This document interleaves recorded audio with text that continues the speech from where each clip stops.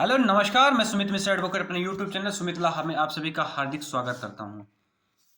दोस्तों, legal knowledge के आज के सेशन में हम जानेंगे, हम बात करेंगे कि वादी के द्वारा जब कोई भी वाद न्यायालय में दायर किया जाता है तो प्रतिवादी के पास ऐसे क्या तथ्य होंगे जिनके द्वारा वह वादी के वाद को डिसमिस करा सकता है। दोस्तों, आप लोगों ने सबने सुना होगा एक एप्लीकेशन होती है 711। आपने सामान्यतः सभी ने अगर कोई कोर्ट में जिसका मामला चल रहा हो तो उसने सुना होगा कि कोई बात दायर करता है तो प्रतिवादी जो होता है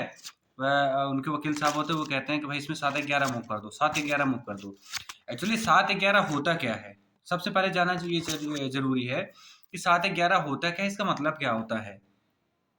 दोस्तों, इस पर बात करने से पहले अगर आप लोगों ने हमारे यूट्यूब चैनल को लाइक नहीं किया है, सब्सक्राइब नहीं किया, शेयर नहीं किया तो प्लीज़ लाइक करिए, सब्सक्राइब करिए एंड शेयर करिए।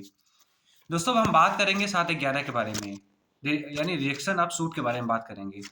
ऐसे कौन से तथ्य हैं या ऐसी ऐसी कौन सी बातें हैं जिनके द्वारा वादी द्वारा दायर किया गया वाद को खारिज किया सकता है, यानी न्यायालय उसको क्या है कि डिसमिस कर सकती हैं। तो अगर वादी कोई वाद दायर करता है और 711 में जो कंडीशन बनाया गया है उनको उन कंडीशन को उनका जो दावा है वह प्रतिपूर्ति नहीं करता है, तो उन कंडीशनों के तहत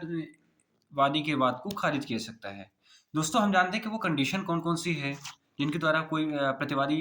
वादी द्वारा दायर किए वाद को निरस्त करवा सकता है, डिसमिस करा सकता है।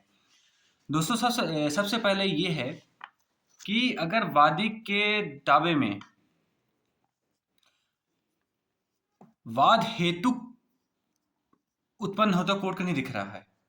यानी वादी दावा दायर करता है लेकिन उसके दावे में कोई वाद हेतु का कारण नहीं होता कि आप वाद हेतु क्यों उत्पन्न हुआ है, यानी वाद हेतु क्या उत्पन्न हुआ, क्यों उत्पन्न हुआ और कब उत्पन्न हुआ है। अगर इन कथनों का वादी द्वारा अपने दावे में मेंशन नहीं किया जाता है तो न्यायालय इसी 711 का एप्लीकेशन अगर प्रतिवादी द्वारा फाइल किया जाता है तो इसी को बेस बनाकर उसका जो दावा होता है वादी का उसको डिसमिस कर सकती है। फिर मान लीजिए दोस्तों, इसी में कि ये है कि अगर का ने कोई दावा दायर किया खा के विरुद्ध। अब का ने अपने दावे में इस चीज को ही नहीं लिखा कि भाई हम खा के विरुद्ध जो हम दावा ला रहे हैं वो क्यों ला रहे हैं।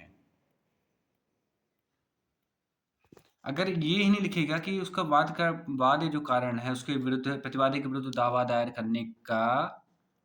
वही उत्पन्न नहीं हो रहा है, वही अगर अपने दावे में नहीं लिख रहा है तो उसका दावा चलने योग्य होगा ही नहीं। तो सामान्यतः यही है कि अगर वादी द्वारा दायर वाद में वाद कारण उत्पन्न नहीं होता या उसको दर्शाया नहीं जाता तो वादी का वाद पत्र इसी चरण पर निरस्त किए जाने योग्य है और न्यायालय इस पे संज्ञान लेकर इसको निरस्त भी कर देती है। फिर दोस्तों, दूसरा जो होता है वह होता है कि अंतोष, नहीं वादी के द्वारा जो अंतोष कोर्ट से मांगा गया है, जो रिलीफ मांगी गई है। अब उसी रिलीफ के तहत कुछ इसमें क्या है कि जो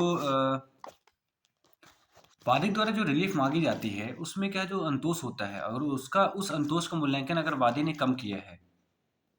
और कोर्ट उसको जो उसका मूल्यांकन कम है उसको पूरा करने के लिए समय भी देती है, अगर उस समय के अंदर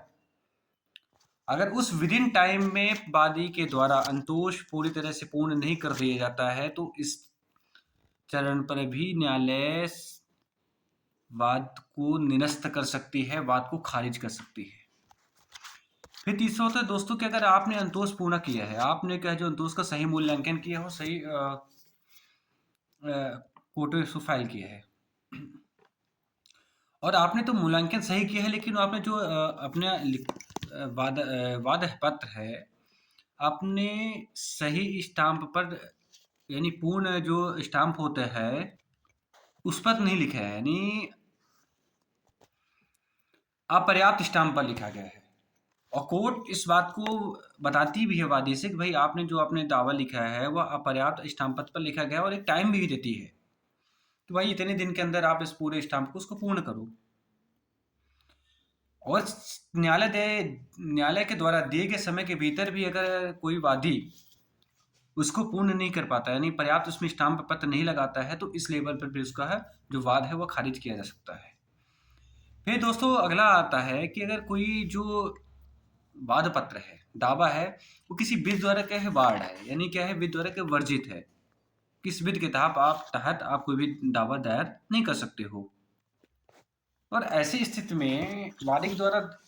दावा ला दिया जाता है कोर्ट के सामने,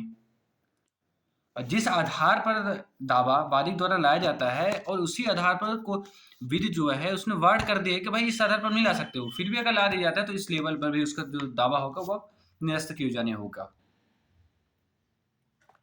फिर दोस्तों अगर होता है कि अगर आपने जो वादी होता है अगर दावे को उसने 2 प्रतियों में फाइल नहीं किया है, अगर वादी द्वारा अपना दावा 2 प्रतियों में फाइल नहीं किया जाता है, नहीं किया गया है, तो इस प्रकरण पर भी, इस चरण पर भी उसका दावा जो है खारिज किया जा सकता है। दोस्तों अब लास्ट इसमें यह है कि जब वादी कोई दावा दायर करता है और जब उसके दावा दायर हो जाता है तो आदेश कोर्ट द्वारा उसको निर्देश दिया जाता है कि भाई जितने भी प्रतिवादी हैं उनको तामील कराने के लिए आदेश 5 नियम 9 के तहत सम्मन की तामील कराए जाने हेतु कहता है, और आप उसमें 7 दिवस के अंदर आप उनको तामील करने के लिए दे। और जितने भी प्रतिवादी हैं उनको जो आपका दावा है और वो उतने प्रतिवादियों के लिए आप उसमें फाइल में संलग्न करें। अगर वादी द्वारा ये नहीं किया जाता है, जितने भी प्रतिवादी हैं उनके लिए सबके लिए सम्मन की तामील समय से नहीं कराई जाती है, उनके जो पिटीशन की कॉपी है उनको सम्मन के साथ नहीं भेजी जाती है, तो ऐसी स्थिति में भी न्यायालय क्या है कि वादी द्वारा दायर किए गए वाद को निरस्त कर सकती है। तो दोस्तों 6 रीजन होते हैं जो वादी के द्वारा दायर किए गए दावे को प्रतिवादी के द्वारा दिए गए एप्लीकेशन के द्वारा निरस्त कर सकती है। अब अगर वादी द्वारा जो वाद अगर निरस्त कर दिया जाता है, मतलब वादी के द्वारा दायर वाद को अगर कोर्ट के द्वारा निरस्त कर दिया जाता है, तो ऐसा नहीं है कि वह वाद दूसरा नहीं ला सकता है, वह उस कॉज ऑफ एक्शन पर दूसरा भी वाद ला सकता है। दोस्तों आज के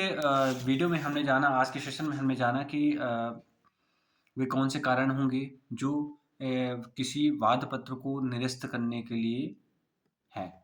यानी वादी के द्वारा अगर 711 एप्लीकेशन में उन कथनों के परिपूर्ण कर दिया जाता है, उन कथनों को साबित कर दिया जाता है, तो इसी लेवल पर वाद पत्र को खारिज किया जा सकता है। दोस्तों अगले सेशन में हम कुछ नई बात को जानेंगे, नई कुछ चीज़ को सामने लाएंगे। तब तक के लिए नमस्कार, जय हिंद।